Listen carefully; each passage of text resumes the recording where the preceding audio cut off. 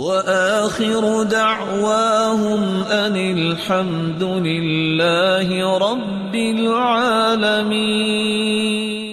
اگر آپ زندگی اور آخرت کو خوبصورت بنانا چاہتے ہیں تو آپ دنیا کے غموں کو کچلنا سیکھیے۔ کیسے کچل سکتے ہیں آپ؟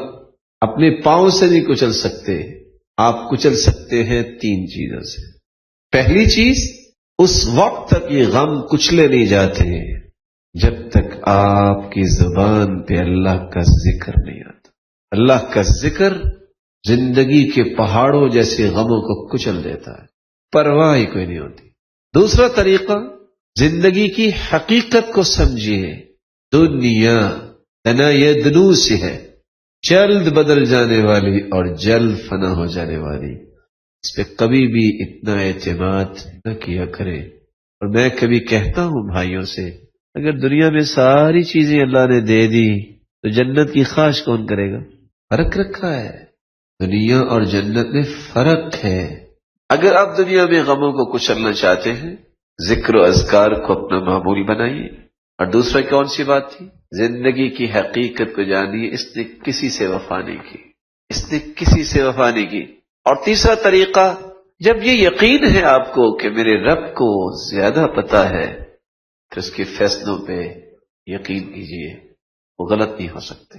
میری فہم غلط ہو سکتی ہے، میری سوچ غلط ہو سکتی ہے، میری رائے غلط ہو سکتی ہے، میرا علم غلط ہو سکتا ہے، میرے رب کا علم اور فیصلہ غلط نہیں ہو سکتا۔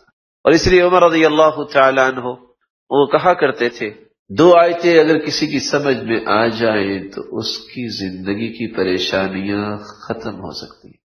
پوچھنے والے نے پوچھا، صرف 2؟ کہا جی ہاں، اِنَّا كُلَّ شَيْءٍ خَلَقْنَاهُ بِقَدَرٍ۔ دوسری آیت، قَدْ جَعَلَ اللَّهُ لِكُلِّ شَيْءٍ قَدْرًا، اِنَّا كُلَّ شَيْءٍ خَلَقْنَاهُ بِقَدَرٍ۔ ہم نے ہر چیز کو پیدا کیا ایک اندازے کے مطابق، اور ہر چیز کا ایک وقت مقرر ہے۔ پریشانی کب آتی ہے؟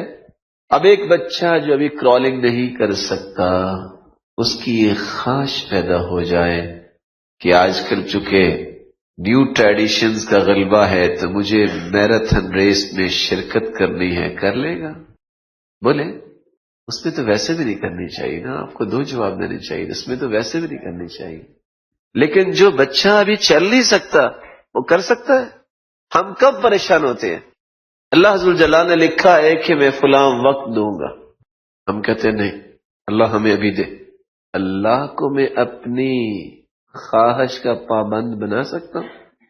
یہاں خلل ہے، اللہ ابھی دے۔ اللہ فرماتے ہیں میں نے جو فیصلہ کیا اس وقت ہی دینا ہے۔ نتیجہ کیا ہوتا ہے؟ پریشانی شروع ہو جاتی ہے، اور اس پریشانی کو دور کرنے کا طریقہ کیا ہے؟ جو اللہ نے لکھا ہے اس پہ یقین کیجیے، وہ آپ کو مل کے رہے گا۔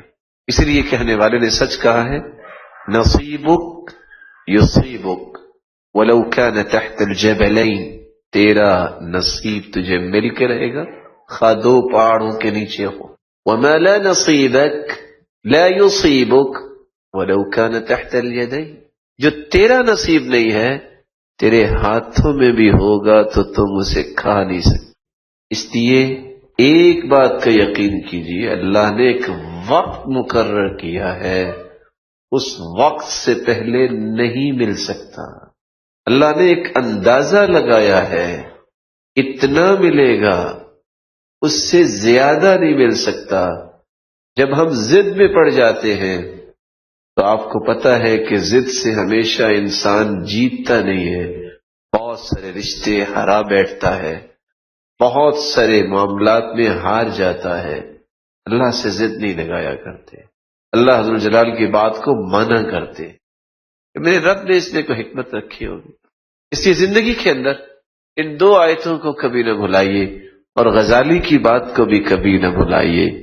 وہ کہا کرتے تھے پریشان ہونا یہ انسان ہونے کی نشانی ہے، اور پریشان رہنا ہر وقت یہ بے ایمان ہونے کی نشانی۔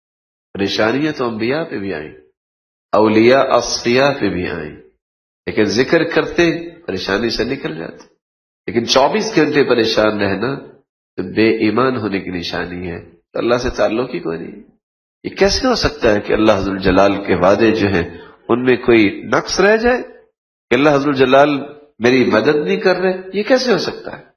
ان اللہ لا یضیع اجر من احسن عملا، اللہ حضر الجلال اچھا عمل کرنے والوں کو کبھی ضائع نہیں کرتے۔